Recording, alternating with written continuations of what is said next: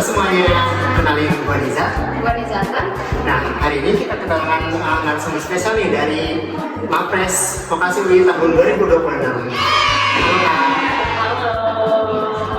Boleh kenalin kakak dari kakak namanya siapa sama angkatan berapa? Oke, sebenarnya kenalin nama aku Asmara Gita Mutia Nureti atau panggilan Jamutia dari Administrasi Rumah Sakit Angkatan 2024. Oke, mungkin sebelum mulai aku mau nanya nih, experience kakak selama ikut Mapres tuh apa sih kak? Oke, sebenarnya ikut Mapres ini tuh, long story short ya, sebelum awal ikut Mapres tuh sebenarnya aku diajarin sama salah satu dosen AS juga udah ikut.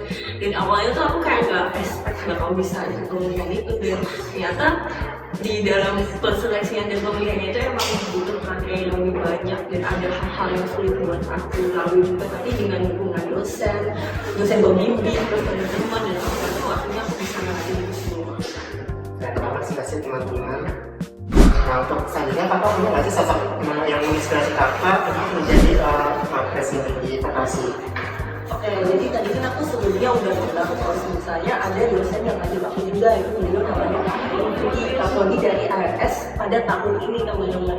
Nah, itu tuh yang ngajak aku, terus yang membimbing aku, bahkan membantu aku selama bimbingan Mapres juga, dan beliau selalu support aku, entah itu dari awal eliminasi dan juga awal pendaftaran lalu eliminasi final hingga bagian finalisasi atau penilaian hadiah itu beliau selalu mendukung aku. Bahkan aku di upload historinya itu cukup terharu. Terus di yang kedua itu aku punya dosen pembimbing akademik, itu tuh ada Ibu Dewi, itu dosen pembimbing aku.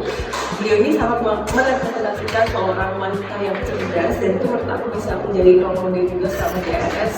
Maka dari itu aku juga semakin semangat untuk mengikuti kegiatan sekali ini. Keren ya, guys.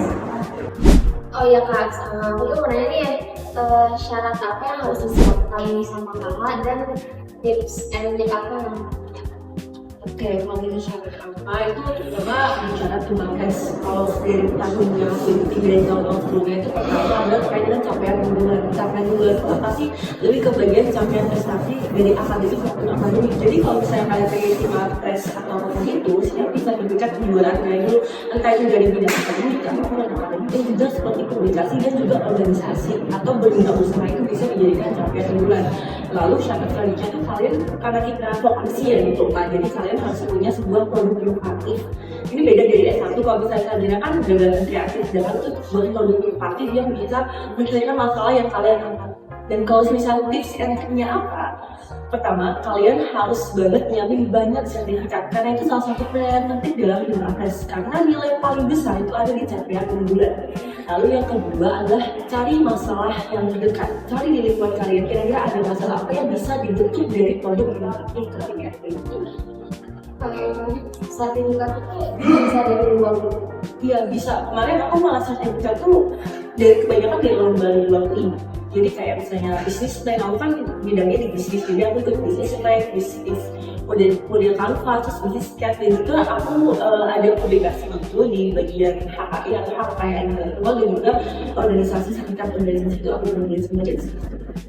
Nah, buat saya sendiri itu kakak punya kasih kayak tantangan sama kuliah dan selama jadi Mapres tuh apa aja sih yang jadi Mapres?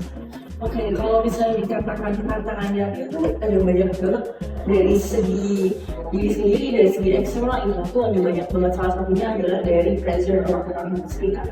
Kalau misalnya kita ikut di tes sama yang lolos dari eliminasi, kan orang-orang berekspresi ini bakal jadi tes, ini bakal jadi tes, dan itu kan kayak bikin kita lebih pressure dan kan tinggi. Jadi kalau misalnya kita mau maju tapi takut gagal, takut juga mungkin ada sama orang lain, itu salah satunya pressure yang terjadi. Dan kalau misalnya selama tes tantangan bisa apa itu adalah di bagian kalian harus bisa apa ya dikatakan kayak menggambarkan kira-kira gimana pendukung kalian, dan itu semuanya dapat dalam bahasa Inggris. Itu apa ya, tantangan juga ya selama tes kali.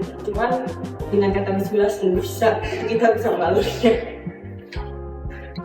Kalau untuk pertanyaan selanjutnya kak, kalau misalnya ada orang yang takut gagal ya sudah mencoba, gimana cara kalian mengatasi rasa takut gagal? Oke, kalau misalnya rasa gagal kan pasti semua orang juga merasakan ya, gitu kan kayak kamu takut gagal nih buat maju, tapi dari kalau misalnya dari diri aku sendiri, cara buat menekankan sensasi itu adalah dengan mendekatkan diri kepada Allah saja sebagai hamba yang bersyukur ya. Nah itu bisa sholat, bisa berdoa. Kalau untuk yang kedua itu adalah minta doa istri kepada orang tua, karena menurut aku selama orang tua muslim itu apapun yang kita lakukan itu akan lancar terus, jalan yang kita lewat itu akan selicin-licinnya doa orang tua. Yang terakhir adalah meyakinkan diri sendiri bahwa semuanya everything will be fine, semuanya akan baik-baik aja selama kita mau itu juga. Dan yang terakhir adalah jangan begitu memperhatikan omongan orang lain, karena balik lagi semuanya itu adalah dari diri kita masing-masing. Untuk pertanyaan terakhir,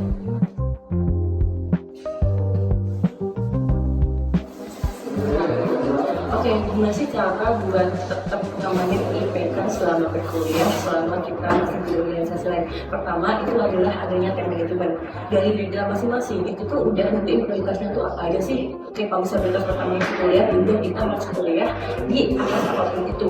Dan yang kedua adalah time management ya, di sebelum prioritas itu adalah dengan menyempatkan waktu atau membagi waktu agar semua kegiatan itu bisa kita ikuti secara efektif dan efisien tanpa mengorbankan kegiatan lainnya.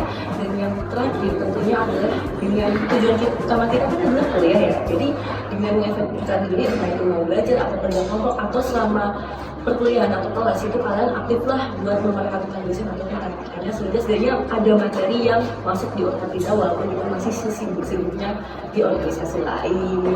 Itu teman-teman.